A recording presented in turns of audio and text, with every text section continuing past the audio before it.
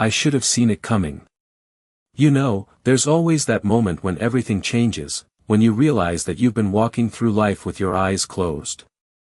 That's exactly what happened to me, and I didn't think much of it at the time, but now, I can't stop thinking about how I let it all unfold. It was a Sunday dinner, one of those family gatherings where you expect everything to go smoothly, you know. The kind of night where everyone's just catching up, laughing, and passing around the mashed potatoes. But that night, something felt off. I couldn't put my finger on it at first. It was the little things, like the way my brother-in-law, Mark, kept glancing at me, like he knew something I didn't.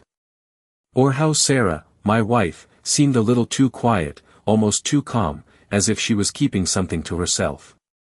And then, there was that comment from my mother-in-law, Janet. She made some offhand remark about how I wasn't really part of the family. It didn't hit me right away, but when she said it, something inside me shifted. The room got a little colder, the air a little thicker. I could feel the eyes of everyone around the table, the way they were all watching me. Like I was some kind of outsider. And for a split second, I almost asked, what's going on here? But I didn't. Instead, I just sat there, fork in hand, pretending nothing was wrong.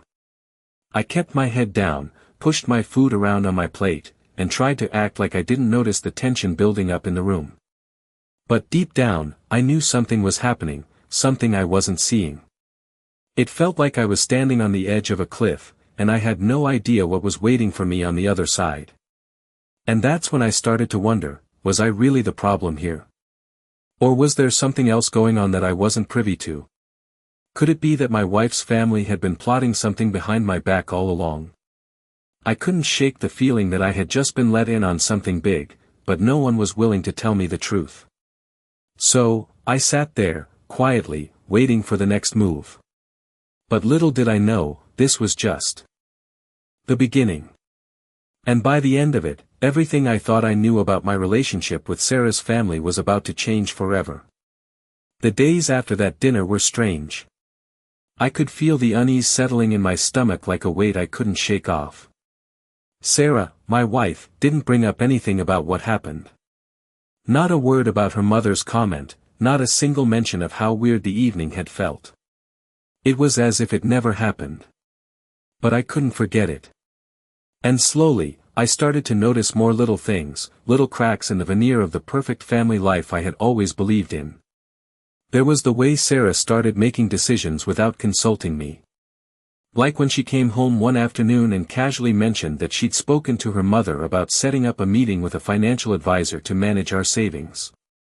I had no idea what she was talking about, but she said it with such confidence, as if it was already settled.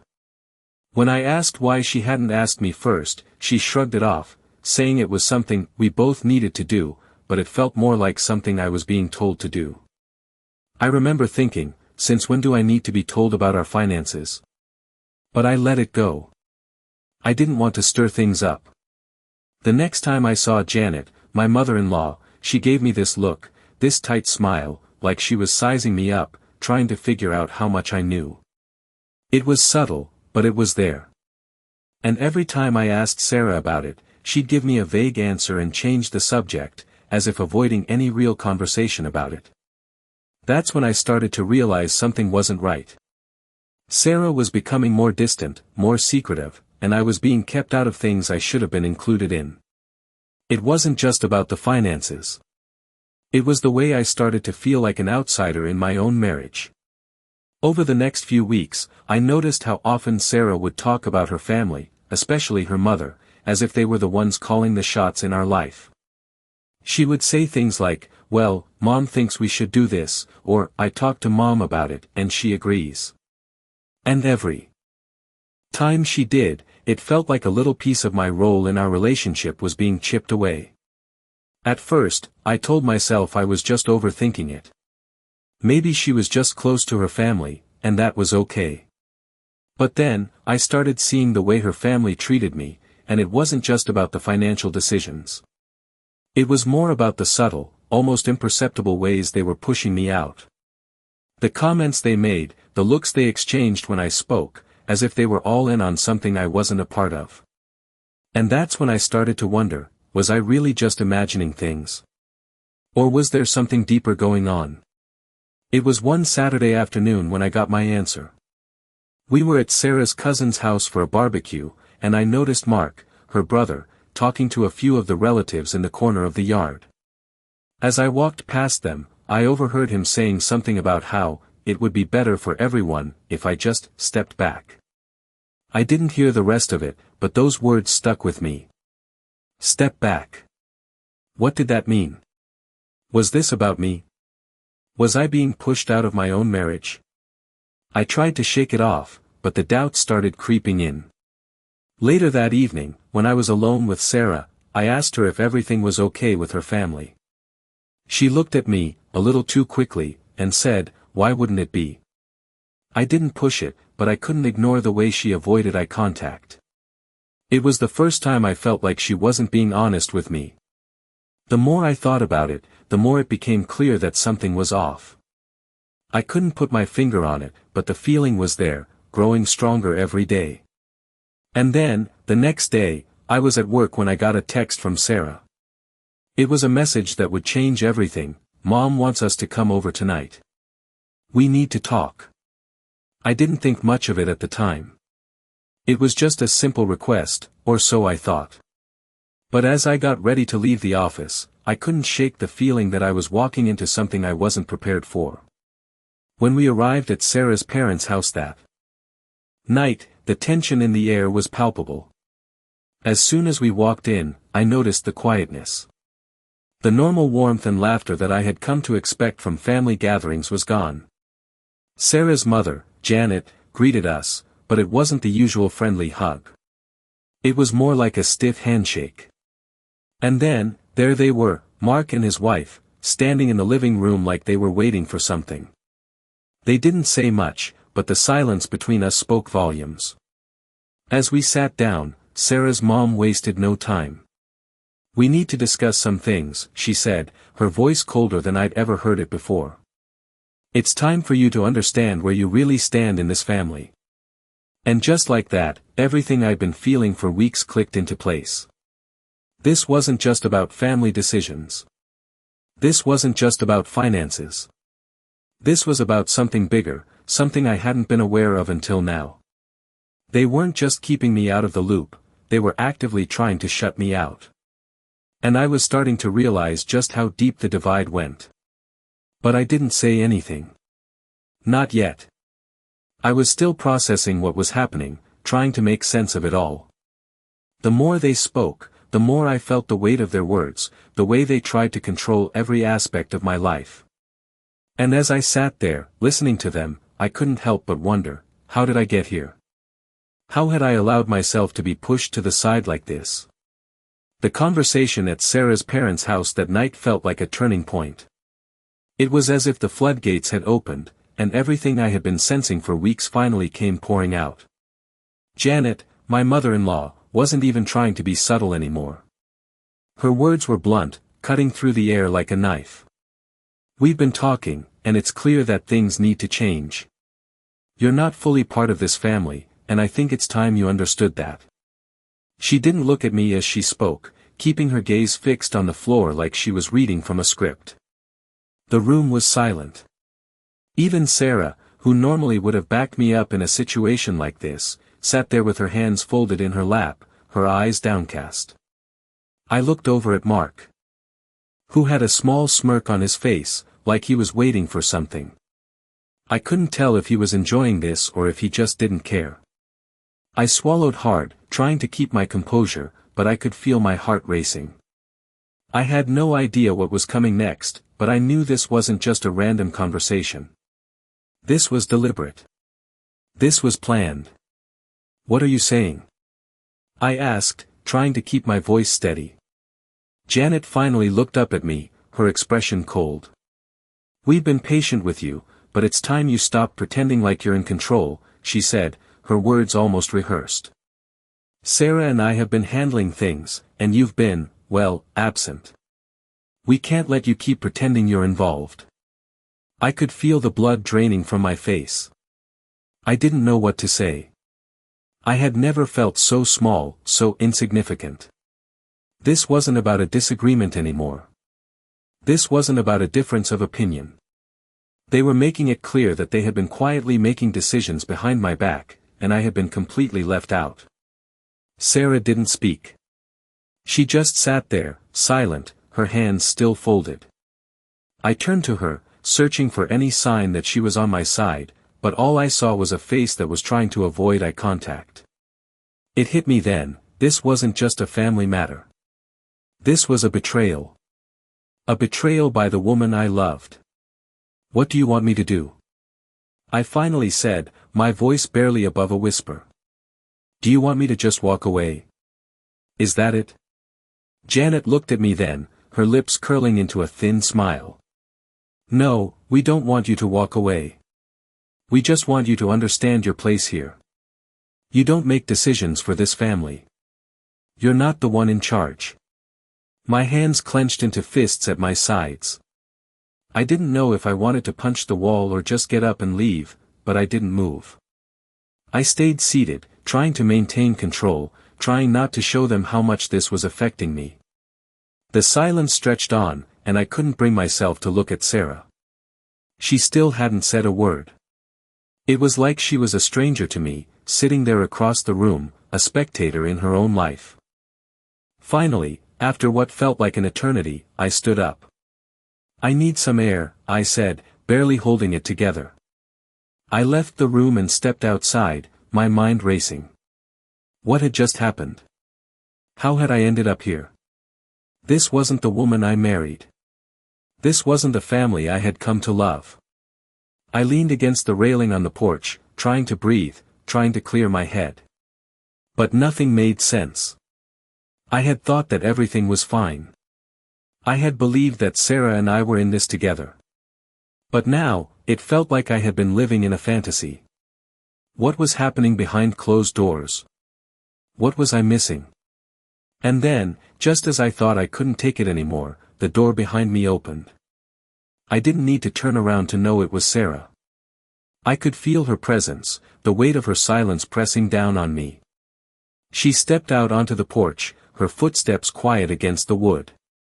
For a long moment, neither of us said anything. I didn't know if I wanted her to speak or if I just wanted to be left alone. Finally, she broke the silence. I didn't want you to find out this way, she said, her voice barely audible. I didn't respond right away. I didn't know what to say. All I felt was a deep, crushing disappointment. Then why didn't you say anything? I asked, turning to face her. She looked down, unable to meet my eyes. I didn't know how, she said, her voice trembling slightly. I didn't know how to tell you that things have changed. Changed?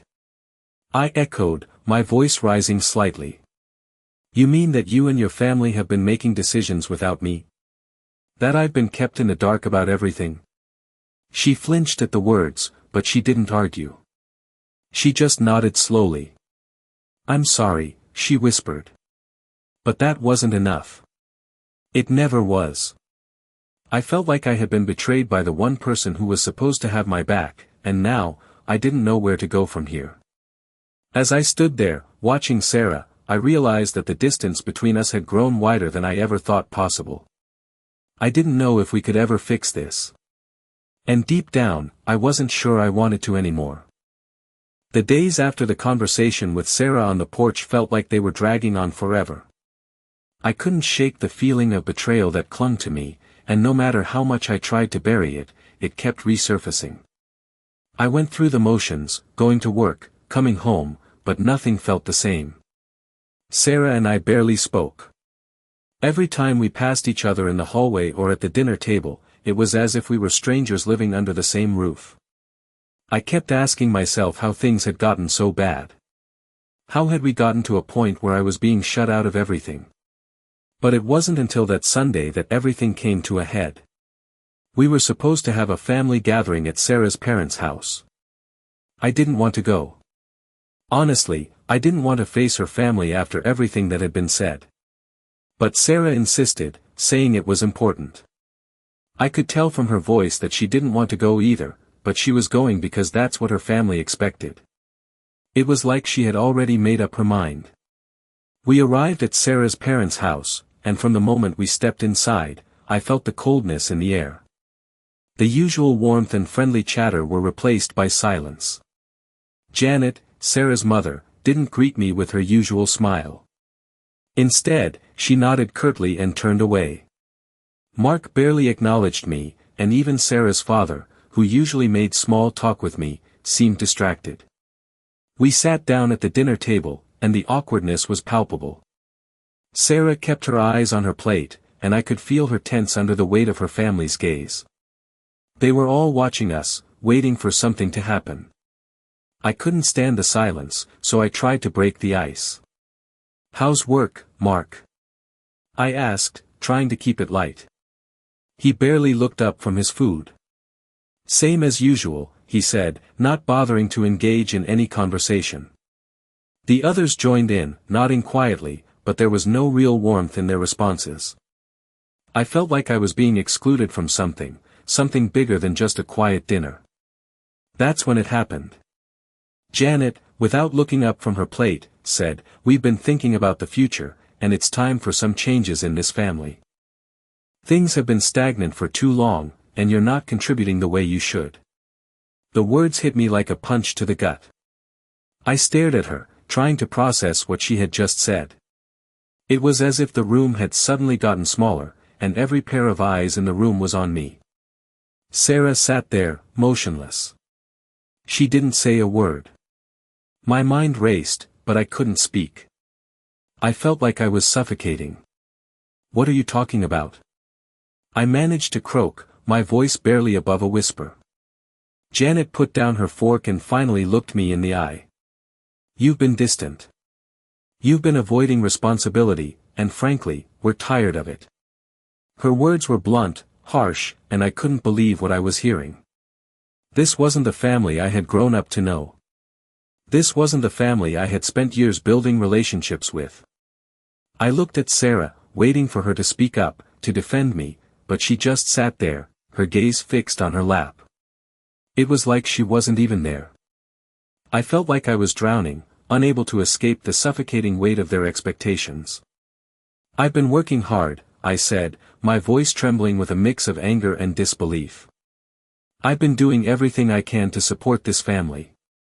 You think I haven't noticed how much pressure you've been putting on me?" My words hung in the air, but no one responded. They just stared at me, waiting for me to back down. Janet's face was cold, unreadable. She wasn't going to stop. "It's not just about work," she said. "It's about everything. Your decisions, your priorities, your role in this family.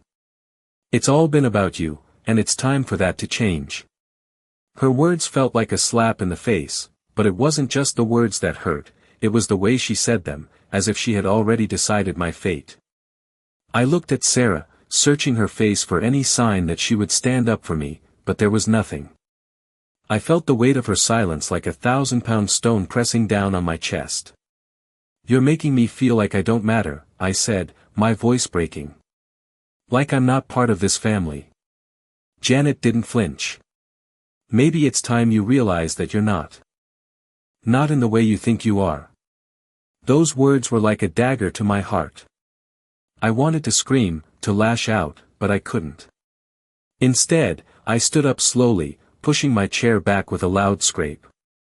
I couldn't stay in that room for another second. I didn't care if it was rude. I didn't care if they thought I was overreacting. I had to leave. I turned to Sarah, who still hadn't said a word. "I'm done," I said, my voice low but firm. "I can't do this anymore." I didn't wait for her response. I just walked out of the room, through the front door, and into the night air. I needed space. I needed to think. I needed to breathe. As I stood outside, the cool evening air washing over me, I realized something: this wasn't just a family problem. This was a marriage problem. And it wasn't just about what Janet had said. It was about everything. It was about Sarah's silence, her unwillingness to stand up for me, her failure to see what was happening to us. I couldn't keep pretending that things were fine when everything around me was falling apart. And as much as it hurt to admit it, I knew deep down that things might never be the same again. The night after I left Sarah's parents' house, I couldn't sleep. I just kept tossing and turning, trying to make sense of everything that had happened. The words Janet had said echoed in my mind over and over again. "You're not part of this family." Those words, cold and deliberate, kept repeating themselves like a broken record. And every time they played in my head, it felt like another piece of my world was crumbling down. But as much as I tried to deny it, I couldn't ignore what was happening. It wasn't just about her mother anymore. It wasn't just about what had been said in that room. It was about Sarah, my wife. The woman I thought I knew. The woman I thought I was building a life with. And that's when I realized, there were things happening beneath the surface, things I hadn't seen before. The little details that had been slipping through the cracks now stood out like neon signs. Sarah's behavior had been changing for months, and I had missed it. I had been so focused on my own feelings of betrayal and confusion that I had overlooked the subtle signs of distance between us. It wasn't just the way she had shut me out of conversations. It wasn't just the way she had started deferring to her family at every turn. It was the way she had been pulling away emotionally, the way she had stopped confiding in me, the way she had stopped being the person I had married. I started to think back to all those quiet moments, all those times when I had tried to reach her, and she had been distant, closed off, unwilling to talk. It was like she was becoming someone else, someone I didn't recognize. And yet, I had been too caught up in my own world to see it. That was the first clue. The second came when I ran into Sarah's sister, Emily, a few days later. I was at the grocery store, picking up some things for dinner, when she spotted me. She came up to me with a forced smile, but there was something off about her. She was nervous, almost too eager to make small talk. "Hey, how's everything?" she asked, her voice a little too bright. "Fine," I said, trying to keep it casual. But something in the way she was acting made me uneasy. She kept glancing around like she was waiting for someone, and her responses were short, as if she didn't really want to talk. "You know, Sarah's been really stressed lately," Emily said, her words barely above a whisper. "I think she's just overwhelmed with everything going on. You should probably give her some space." I nodded, trying to hide the knot forming in my stomach. But then she said something that stopped me cold. "Just remember, we're all here for her. You know how family is. We just want to make sure she's okay."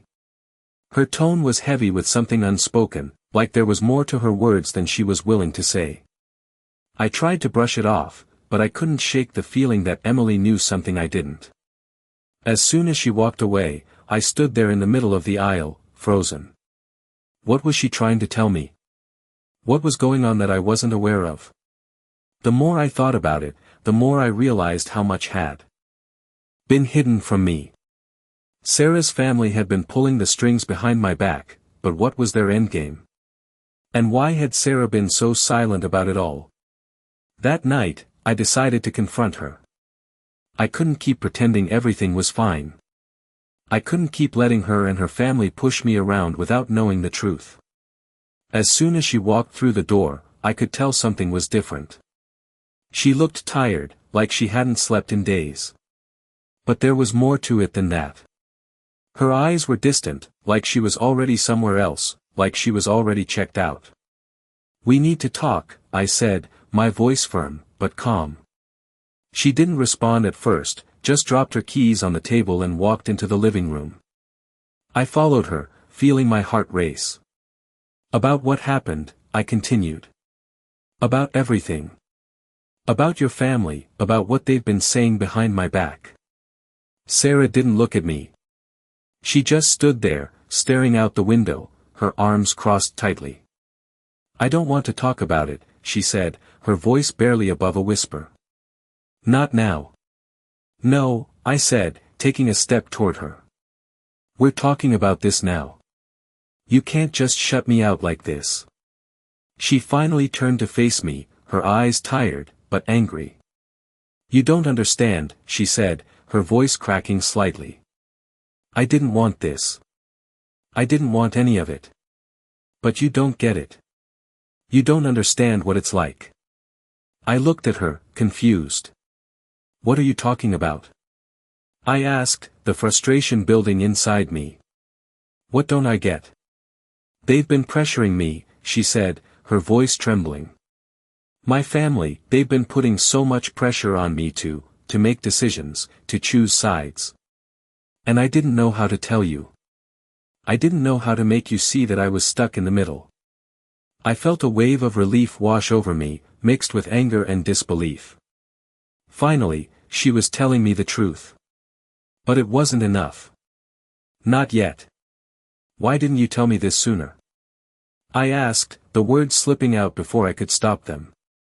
"Why did you let them do this? Why did you let them control everything?" She didn't answer. She just stood there, her hands shaking slightly.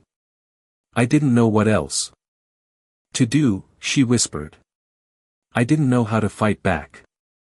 The words hung in the air between us, heavy with unspoken pain. And for the first time, I saw her, the real Sarah, the one who had been hiding behind the walls she'd built up, the one who had been struggling in silence. It wasn't about control anymore. It wasn't about her family. It was about her fear, her own guilt, and her inability to stand up for herself. But that didn't change the fact that she had let all of this happen, that she had let me be shut out of our own life. As much as I wanted to understand, as much as I wanted to fix things, I couldn't shake the feeling that we were both too far gone. We had both been complicit in the silence. We had both let it go on too long. After that night, everything changed. I could feel the weight of the tension in the house every time I walked through the door. Sarah and I barely spoke. There were moments when she would try to make small talk, but it always felt forced. I could see it in her eyes, the guilt, the conflict, but I couldn't bring myself to ignore what had happened. I didn't want to let her off the hook. She had kept so much from me, let her family dictate everything. I had no idea what was going on in her head, and to be honest, I didn't know if I could trust her anymore. But the silence between us, it was suffocating. And as the days passed, the pressure kept building. It was like I was waiting for something to snap, waiting for one of us to make the next move. I kept thinking about Emily's words in the grocery store, the way she had looked around like she was hiding something. I couldn't shake the feeling that there was more going on than I knew. And then, one evening, Sarah came home late from work. I had been sitting on the couch, trying to figure out what to do with all the anger and frustration that had built up inside me. When she walked through the door, she looked tired, more than usual. Her hair was messier than normal, her eyes were red, like she had been crying. And for the first time in days, I saw a crack in the walls she had built around herself. She didn't say anything, just stood there, staring at me like she was waiting for me to say something. I didn't wait. "What's going on?" I asked, my voice more forceful than I meant it to be. She hesitated, but then her shoulders slumped, and she let out a long sigh. "I don't know what to do anymore," she said, her voice barely above a whisper. "I'm so tired, and I feel like I'm being pulled in 100 different directions." I stared at her, trying to understand what she meant. "What do you mean, pulled in different directions?" I asked. She looked away, rubbing her forehead as if she was trying to hold back tears. "I don't know how to make everyone happy. I don't know how to keep up with everything. And I don't know how to make it right with you. I don't know how to fix what's broken." I felt my heart sink as I listened to her. For the first time, I realized how much pressure she had been under. How much she had been carrying all along. And in that moment, I saw her for what she really was, someone who had been struggling just as much as I had, but in a different way. I wanted to reach out, to comfort her, but there was still so much anger inside me. I was still angry at her for letting her family treat me like that, for keeping secrets from me. But in that moment, it didn't feel like the right time to unleash all of it. So, I just stayed silent, watching her. I could see how much pain she was in, how much she had been holding back. And I realized something: we had both been drowning in silence. She had been too afraid to tell me the truth, and I had been too afraid to ask.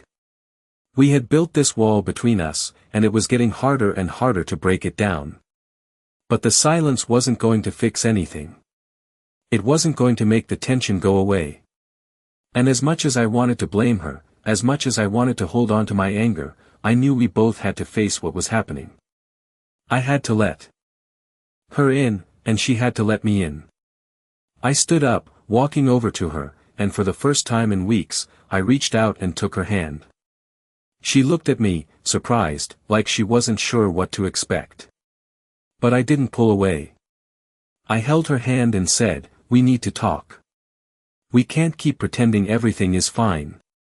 She nodded, tears welling up in her eyes, and for the first time in a long while, I saw her vulnerability. I saw the woman I had fallen in love with, the woman who had been lost behind the walls she had built around herself. And as we sat down together, I knew it wasn't going to be easy. I knew that the road ahead was going to be filled with hard conversations and difficult decisions. But I also knew that if we were going to move forward, we couldn't keep running from the truth. We had to face it together.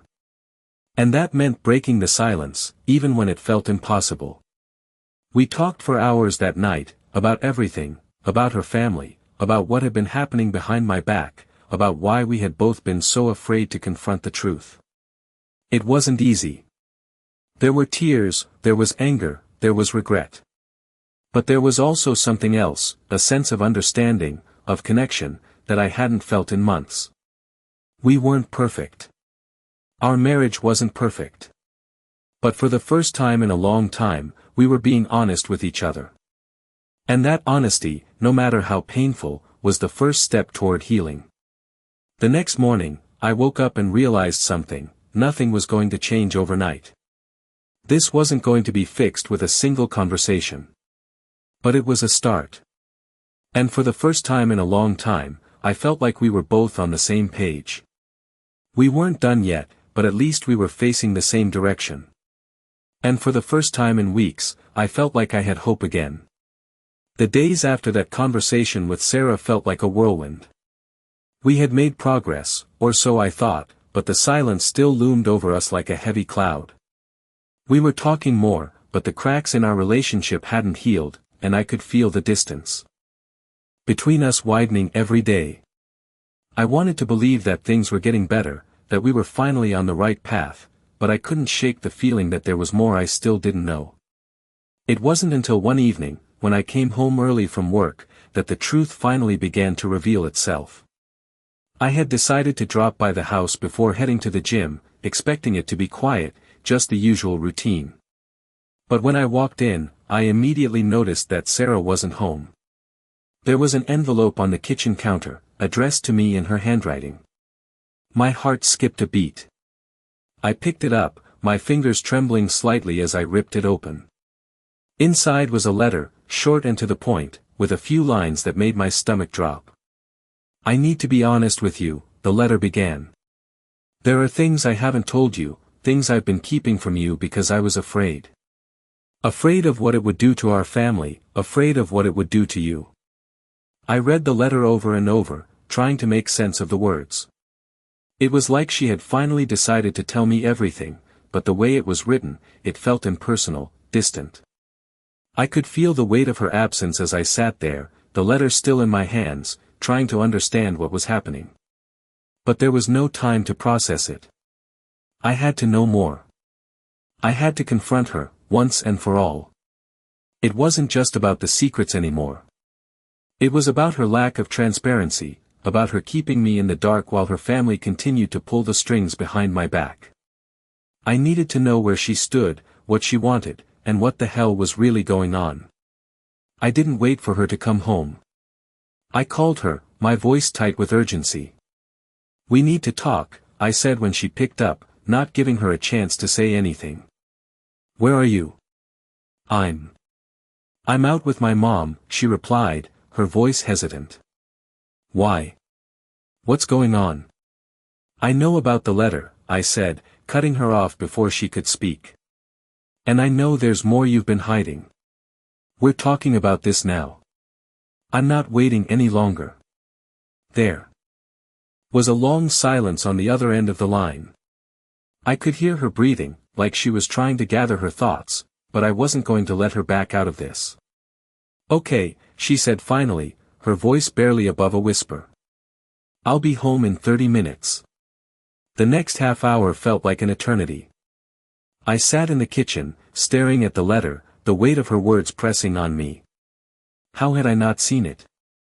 How had I allowed things to get so bad without even realizing it? I had trusted her. I had believed in her. But now I wasn't sure if I knew her at all. The sound of the front door opening brought me back to reality, and I stood up, walking to the living room to meet her. She looked the same, but there was something different in her eyes, something guarded. She stood in the doorway for a moment, her gaze fixed on the floor. I didn't wait for her to say anything. Sit down, I said, my voice low but firm. She obeyed without a word, taking a seat on the couch, her hands folded tightly in her lap. Tell me the truth, I said, my words heavy with the need for answers. What's been going on? Why have you been keeping all of this from me? Sarah's shoulders tensed as she looked up at me, her eyes filled with a mixture of guilt and fear. I didn't know how to tell you, she said softly. I didn't know how to explain everything without ruining everything. I didn't want to hurt you. Well, you did, I replied, the anger rising in my chest. You hurt me more than you know by keeping me in the dark. By letting them control everything. By making decisions behind my back. You think I didn't notice? Sarah's eyes filled with tears as she shook her head. I never meant for it to get this far, she said, her voice breaking. I didn't know how to say it. I was trying to protect you, but I ended up hurting you instead. Protect me? I echoed, my frustration boiling over. By keeping secrets from me? By letting your family run everything? You don't protect someone by shutting them out, Sarah. That's not how it works. She looked down, her hands trembling. I know, she whispered. I know now that I should have told you everything, but I was scared. I was scared of losing you, of losing everything. I took a deep breath, trying to calm myself down. I couldn't keep yelling at her. It wasn't going to fix anything. But at that moment, I realized something. As angry as I was, as hurt as I felt, I still loved her. And maybe, just maybe, we could fix this. But it wasn't going to be easy. It wasn't going to be something we could fix overnight. We both had a lot to work through, a lot to rebuild. But for the first time in a long time, I felt like we were finally starting to get somewhere. We weren't done yet, but we were finally facing the truth, and that was the first step.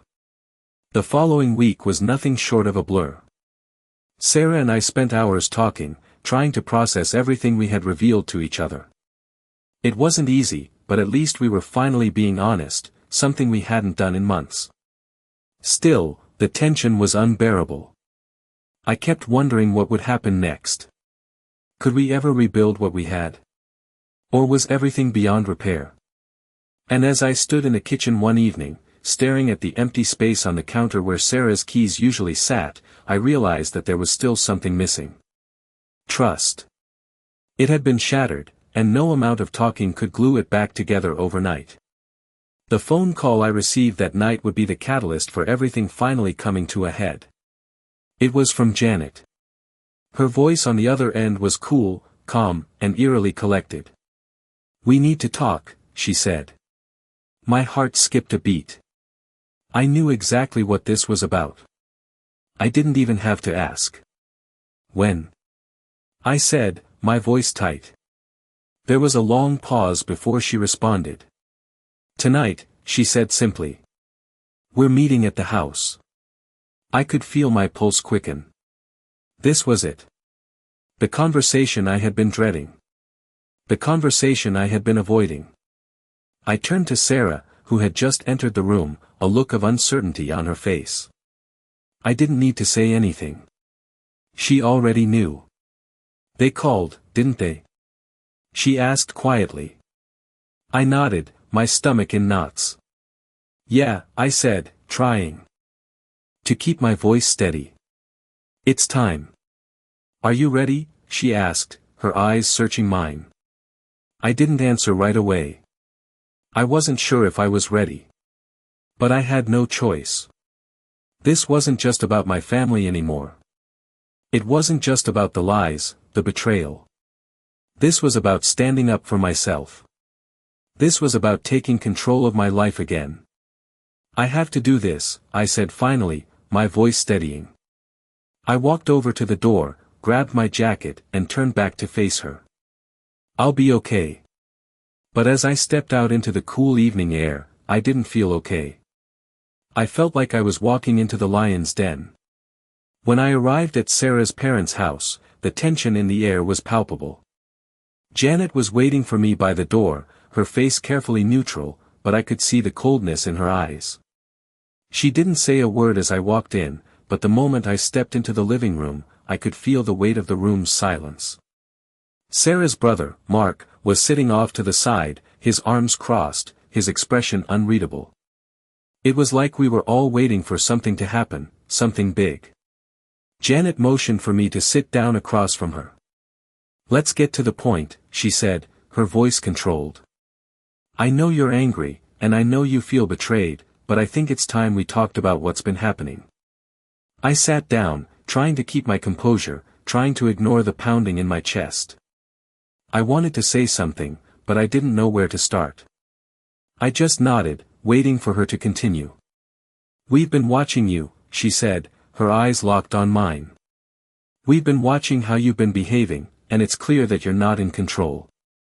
Sarah has been under a lot of pressure, and frankly, you've been holding her back. You've been holding this family back. The words hit me like a slap in the face. I didn't know what to say. I was in shock. I had spent months trying to make sense of everything, trying to figure out why Sarah's family was acting the way they were, but now it was all coming into focus. Janet was right. They had been manipulating me from the start, and now they were trying to justify it. I don't understand, I said, my voice shaking with anger. What do you mean, I'm holding her back? You think I don't care about my wife? You think I don't want what's best for her? Janet's gaze never wavered. You're too focused on yourself, she said, her tone dripping with contempt. You've been so wrapped up in your own feelings of betrayal that you've ignored everything else. You've ignored what's really important. Sarah is the one who needs to be the priority here, and we're trying to make sure that happens. I could feel my blood boiling as the words sank in. This wasn't about Sarah's well-being. This was about control. This was about them trying to force me out, trying to push me aside so they could have more power. You don't get it, I said, my voice rising. You've been manipulating her. You've been manipulating me. And now you're trying to do the same thing to our marriage. Janet's face hardened. Don't speak to me like that, she said, her voice low and dangerous. You've been in denial for too long. This is how it's always been, and it's how it's always going to be. I could feel the weight of her words, but I wasn't backing down. I won't let you control me, I said, my voice steady now. I won't let you control Sarah, either. The room was silent for a long moment. I could feel the tension in the air, thick and suffocating. Sarah was standing off to the side, her face pale, her hands shaking. She looked at me, her eyes full of guilt and fear. But I wasn't about to let her off the hook this time. You don't get to decide what happens in my life, I said, turning to her. You don't get to decide what happens in our marriage. Not anymore. Sarah took a step forward, her eyes wide with surprise, but I wasn't finished. You've let them take control for too long, I continued. It's time to make a choice. Do you want to keep living in their shadow, or do you want to stand up for yourself? For us? She opened her mouth to say something, but no words came out. And in that moment, I knew that everything was changing. This was the moment where I finally took control. This was the moment where I broke free from their grip. And as I stood there, facing Sarah, facing her family, I realized that I wasn't afraid anymore. It was time to take back what was mine. The days following the confrontation with Sarah and her family were a whirlwind. Things between us had shifted, but I wasn't sure if the shift was for the better or just a temporary moment of clarity before the storm. As much as we tried to reconnect, I couldn't ignore the tension between us. Sarah was trying, she was, but I still felt that distance, that wall she had built around herself. And despite everything I had said that night, despite the promises to face the truth together, I couldn't help but wonder if she had truly made up her mind. Was I really a part of her life anymore, or was I just an afterthought in her family's plan? A week later, I found myself standing in the living room, holding a cup of coffee in my hands, staring out the window. The street outside was quiet, just the hum of passing cars and the occasional distant conversation. I should have felt relief. After everything that had been said, after everything that had come to light, I should have felt free. But I didn't. I felt like I was standing on the edge of something. I felt like I had just discovered a truth, but the truth had brought more questions than answers. And I hated the uncertainty. That's when Sarah walked into the room, her face pale, her eyes red. She had been crying. I didn't need to ask why. I knew. She walked over to me slowly, hesitated, and then finally spoke. I talked to them, she said, her voice quiet. I told them I couldn't keep living like this, that I couldn't keep letting them control everything. I looked at her, trying to gauge if she was really telling the truth, if she had really come to a realization, or if she was just saying what I needed to hear. And what did they say? I asked, my voice calm, though I could feel the tightness in my chest.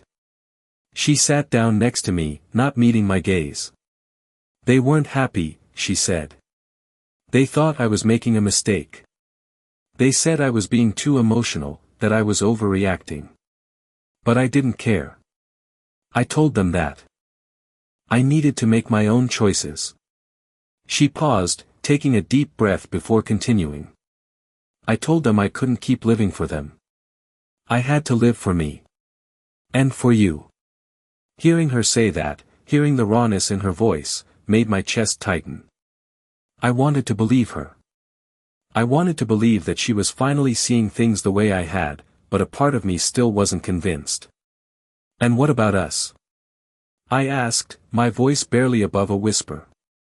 What does this mean for us? She turned to me then, her eyes filled with both fear and hope. It means that we're going to rebuild, she said, her voice trembling.